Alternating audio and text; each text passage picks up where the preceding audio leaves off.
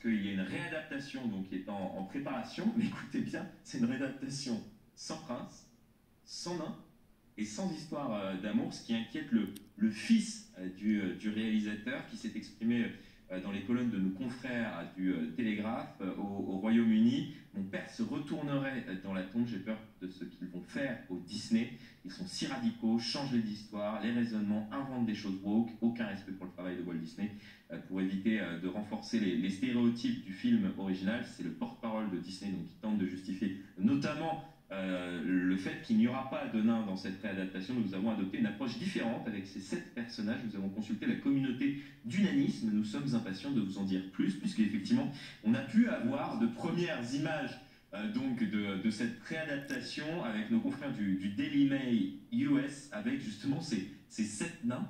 Donc ce ne sont plus des nains, mais ce sont des compagnons politiquement corrects, donc de toutes couleurs, de toutes les tailles, voilà, il y en a des plus grands, des plus gros, il y a même une femme. Donc, pas trop gros quand même, non?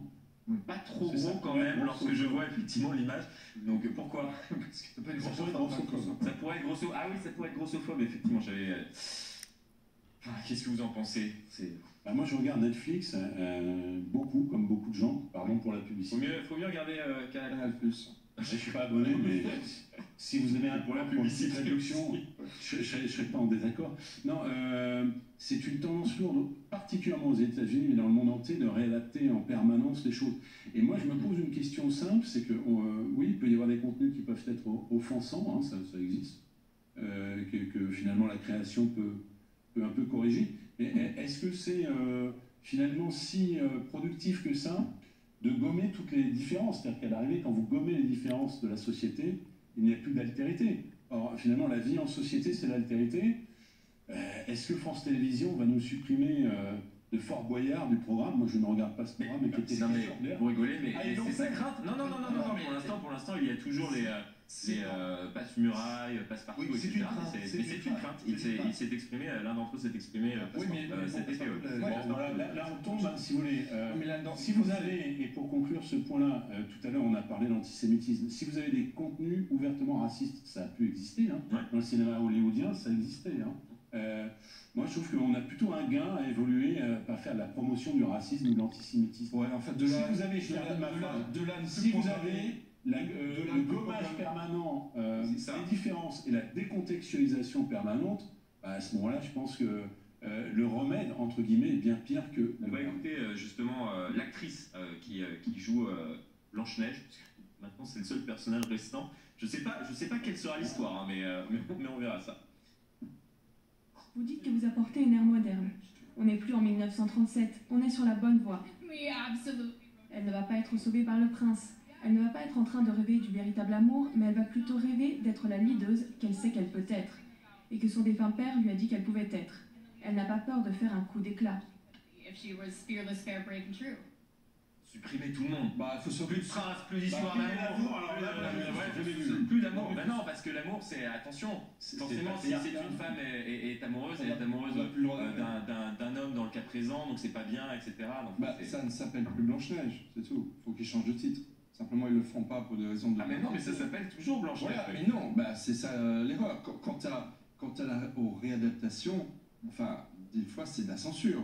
Par exemple, quand vous prenez un des plus grands films de l'histoire du cinéma, Autant n'emporte le vent, bah voilà, ce film n'est plus...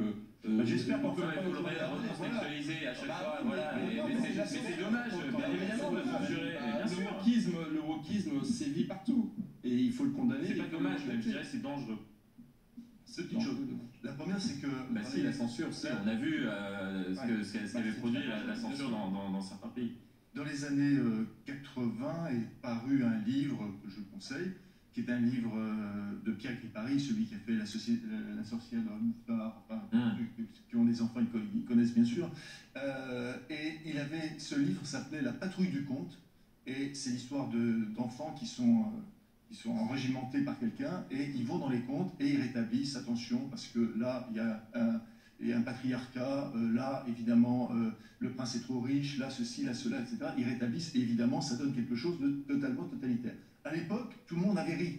Tout le monde avait ri, je me souviens, dans les années 80. Patrouille du conte de Pierre Gripari, premier point. Deuxième point, pardon, mais je suis quand on voit ce que Disney a fait, des contes d'Andersen, des contes de Grimm, les voir maintenant, certains qui ont travaillé pour Disney, pleurnicher, faire ouin, tout simplement parce qu'ils ont changé. Mais attendez, Disney, ça fait X temps. Je rappelle quand même que dans les studios Disney, on ne dit pas, depuis très longtemps, on ne dit pas les méchants, on dit les opposants. Les opposants. Et il y a même une thèse d'ailleurs qui est parue sur les opposants chez Disney. Donc ils ont tellement transformé, c'est-à-dire avec des archétypes de couleurs, le noir, le rouge, le violet pour les méchants, enfin tous ceux qui ont vu, on a tous vu Disney. Donc ils ont eux-mêmes, ça fait très très très longtemps, n'est-ce pas, que Disney porte quelque chose, une idéologie. Donc que Disney continue à porter cette idéologie, moi la seule chose que je peux conseiller, c'est tout simplement sur les contes de revenir aux fondamentaux, c'est-à-dire à Grimm et Andersen. Et de lire. Moi, ça m'a fait extrêmement mal, je l'ai déjà dit, parce qu'on a eu l'occasion de parler de cela. Là, on reparle de cela tout simplement parce qu'il y a le fils du réalisateur qui s'est exprimé chez le confrère du Télégraphe. Le prince, il s'appelait Florian, mince alors. J'étais honoré, il n'y a plus de prince, il n'y a plus de. Parce qu'en plus, c'était un baiser non consenti. Quand c'était ça le drame de base.